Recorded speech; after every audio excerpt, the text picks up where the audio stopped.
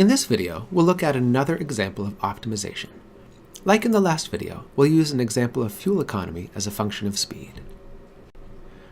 In the previous video, we looked at data that were produced by a computer simulation.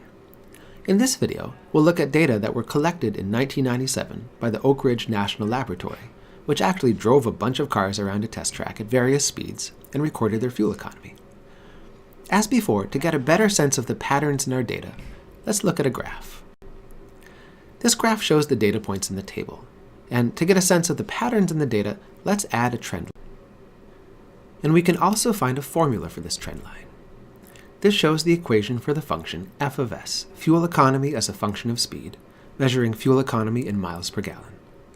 As we saw in the previous video, our method is to find critical points of f of s, that is, points where the derivative is either 0 or undefined. So first, we can use the power rule to compute the derivative function of f of s. Next, let's look at a graph of this derivative function. Here is a graph of f prime of s. When the values of f prime of s are positive, this means that each additional mile per hour will increase the fuel economy. And when the values of f prime of s are negative, this means that each additional mile per hour will decrease the fuel economy. And when the values of f prime of s are 0, these are examples of critical points. Next, we need to figure out whether each critical point corresponds to a maximum or minimum value of the function.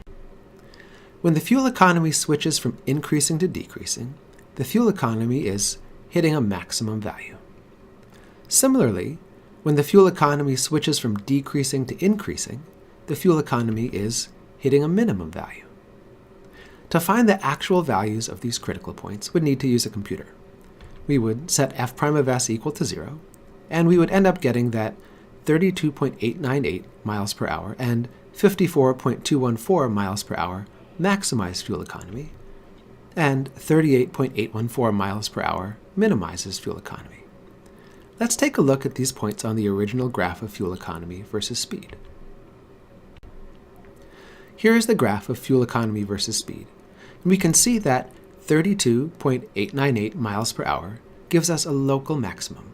It's the largest value of fuel economy for a small range of speeds.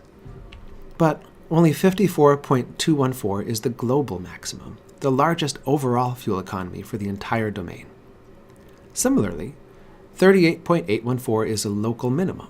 It's the smallest value for fuel economy for a small range of speeds. But just looking at critical points doesn't tell us the global minimum.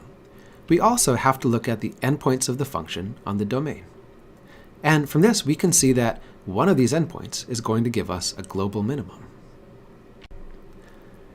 To wrap things up, we need to actually compute and report the actual fuel economy values for global min and max. We can plug the speed of 15 miles per hour into our formula to get the minimum fuel economy is 24.4 miles per gallon, and the maximum fuel economy is 32.305 miles per gallon.